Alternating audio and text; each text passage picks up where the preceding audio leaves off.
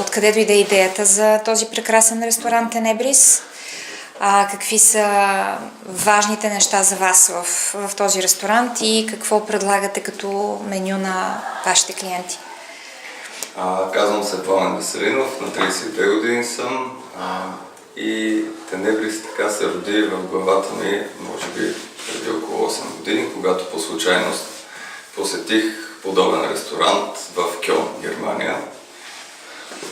И тогава всъщност седмици след това не можах да спра да мисля за тази наистина живото променящо преживяване. И си казах, че някой ден искам да направя подобно нещо в България. За моя радост никой не успя да го направи в следващите 8 години и Тенебрис вече е факт в България, първият тамен ресторант. Относно менюто, предлагаме 4 вида меню.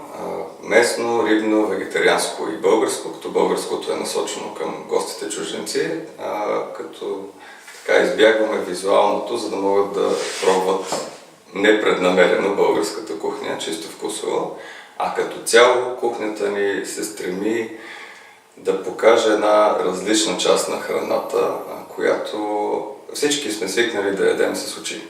Малко или много, но всъщност много. И когато се премахне това сетиво зрението и другите сетива се развихат, тогава всъщност имаме шанс да покажем истинските вкусове на продуктите, на ястията, на гозбите, съчетани с много техники. Затова се целяхме в много висока кухня, която да представи храна, която не е типична за всекидневния живот, тъй като ние не сме ресторант за всеки ден, не сме кръчма, която да се посещава дори всяка седмица. По-скоро аз бих казал, че за мен е важно всеки един човек да преживее нещо подобно веднъж в живота си, а вече на тези, които много им допадне, които са много, могат да го правят всеки месец, когато сменяме и менютата. Чудесно. А каква е целевата група, към която е ориентиран ресторанта? Целевата група ни е изключително широка.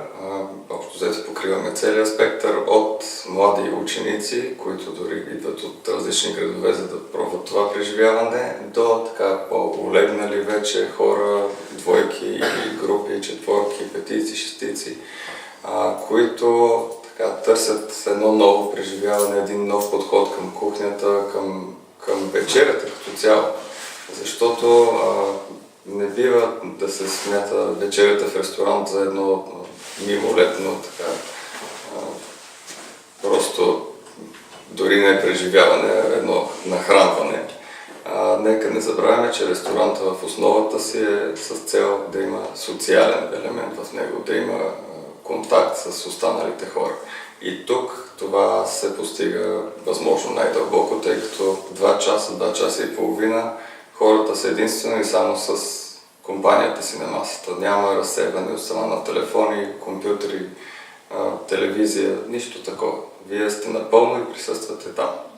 И мога да го потвърдя, защото наистина не усетихме как минаха часовете. Да, това е много интересно. Определено. Бързо минава времето. Да, наистина без никакво разсейване от технологиите, които ни преследват постоянно.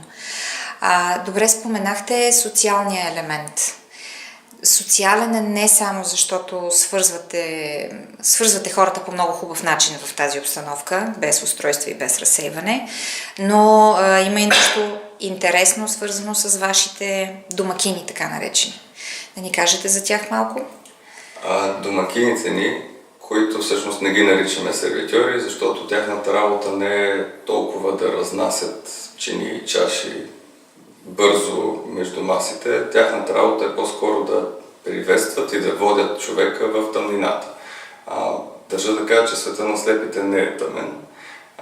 Света на незрящите, напротив, много често е по-светъл от нашия дори, но просто те много добро тактилно усещане имат в тъмнината и затова са много добри водачи там.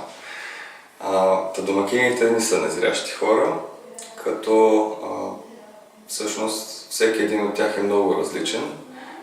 Тук дали мога да вметна съвет към търсещи работи. Мисля, че ние, както и така световен мащаб, доколкото съм запознат, икономически вече не се търси експертиза, а вече се търси личностни умения и качества, или меките умения, така наречени. Ние също не търсихме хора с опит, най-малкото, че такива много изключително трудно бихме намерили в тази сфера. Търсехме личности, хора, които ние можем да обучим, да ги доизградим и всъщност да сформираме един екип. И мисля, че е важно за младите хора, които търсят работа сега, да не се съсредоточават толкова много чисто върху документалното или някакви други така по-лесно измерими качества, колкото на отношение, присъствие, държание, комуникация и междуличностни умения. Защото те в новия век и новия свят са водещите за мен. Всичко останало рано или късно ще бъде заменено от машини, докато междуличностният контакт е това, което е ценно в човека, според мен. Съгласна съм. Така, да споделите нещо за маркетинговите канали, които използвате. Как рекламирате Тенебрис? Маркетинговите ни канали са малко по-различни от стандартен ресторант. Първо, тъй като ние нямаме неограничен паричен ресурс зад гърба ни, който да ни помогне. И второ, защото избрахме една стратегия, която се доказа като печеливша, е да не се показваме толкова комерциално.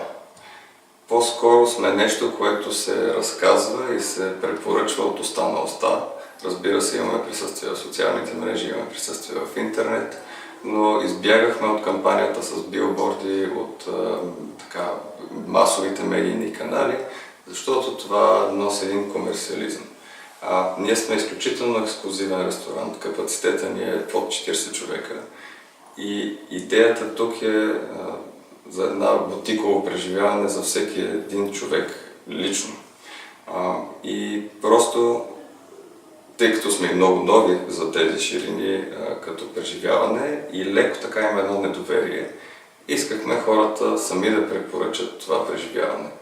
И това се и получи. Всъщност, вече от уста на уста почти всички са чували за нас и когато някой познат е бил, казва на другите, заслужава си, отидете, и тогава те идват и така лавинообразно се разраства гостите, които са били на нашето преживяване. Чудесно. Работите в мрежа, предполагам, с други организации. С кого си помагате в това начинание? Има ли такива? Има такива, да. Разрастване се мрежата. Надявам се и вас да включим в тази мрежа скоро. Имаме, разбира се, чисто търговски партньори, с които така поддържаме не само финансови отношения, а се стремим да издигнем една идея заедно, така че те ни подкрепят, ние ги подкрепяме от наша страна, а същевременно най-различни организации, като Фондация Синергия, Съюза на слепите в София, Учи на 4 лапи, единствените, които обучават кучета водачи в България, и много други организации си партнираме в различни събития, в различни мероприятия и с различни цели и каузи.